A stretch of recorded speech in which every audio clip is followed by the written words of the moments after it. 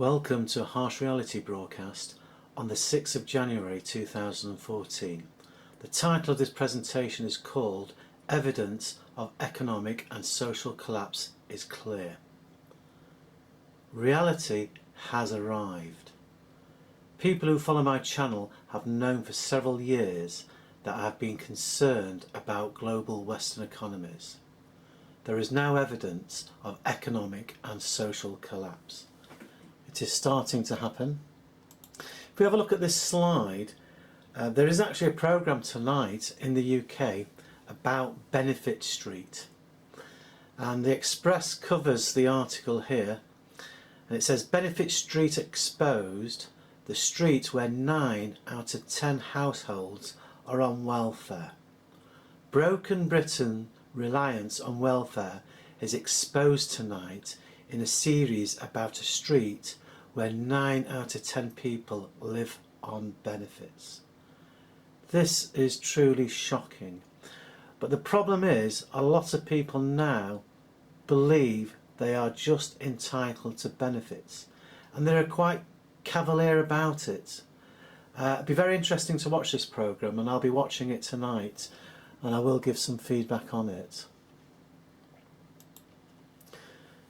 George Osborne, our Chancellor, targets welfare as he warns of 25 billion more cuts. This is the harsh truth, and he says that he warns that in 2014 it will be a year of hard truths. At least he's trying to address the problem. I'm going to be honest, the problem is terrible. He's got a massive job on his hands to try and cut welfare. 25 billion, in my opinion, is just a drop in the ocean. It's in the right direction, but there is a long way to go.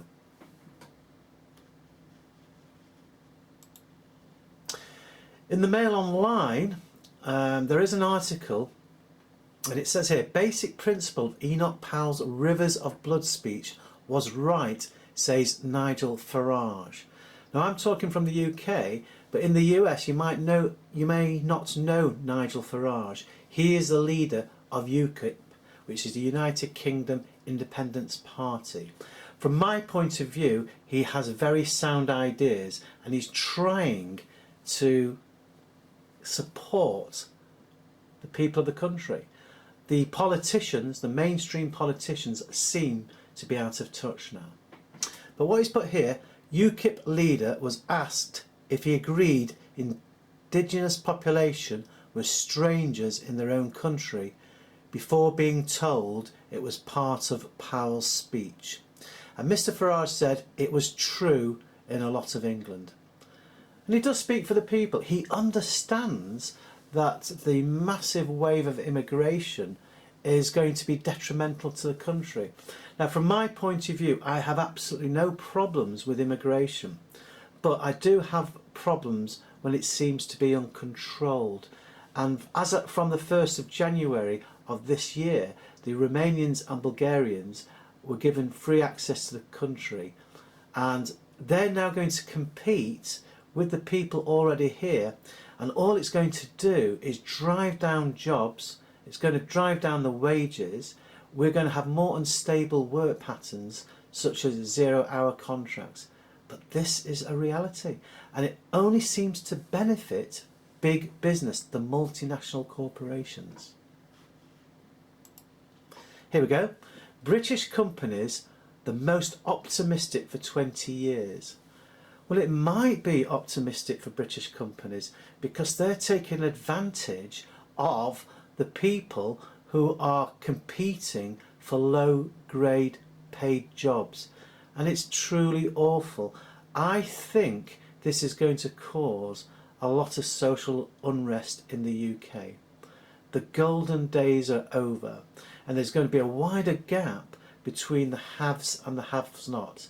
If you're a big business and you are chief executive officers and senior managers, you're going to do quite well. If you're a banker, you're going to do well. If you're a politician, you're going to do well. But for the majority of the population, make no mistake, their standard of living is going to fall significantly. Here we go. Lou warns Congress of February debt ceiling deadline. This is in the US. Come the 7th of February, that chestnut has to be addressed again. What will they do with the debt ceiling? As I've said in my previous videos, I think they will raise the debt ceiling. The US have no choice. They've gone past the tipping point, and they know that trying to stay within the current debt ceiling is impossible. The US, in my opinion, and it's unfortunate for me to say this, is not really living in reality. Although it's arriving and they're trying to prevent it, the politicians aren't really addressing the problem. They are kicking the can down the road. So in summary, I'd just like to say that 2014 is going to be a very interesting year. I think it's a year now where the public have realised that the problem is worse than the first thought. It is truly going to be a dire year for a lot of people. More and more people will descend into poverty.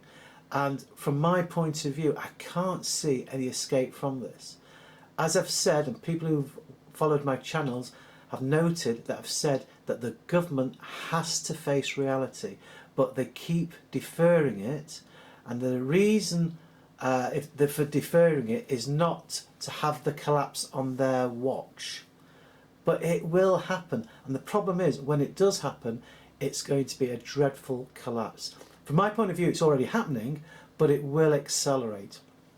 And it won't be long before the government come up with some excuse to reduce our freedoms and to confiscate more wealth from us.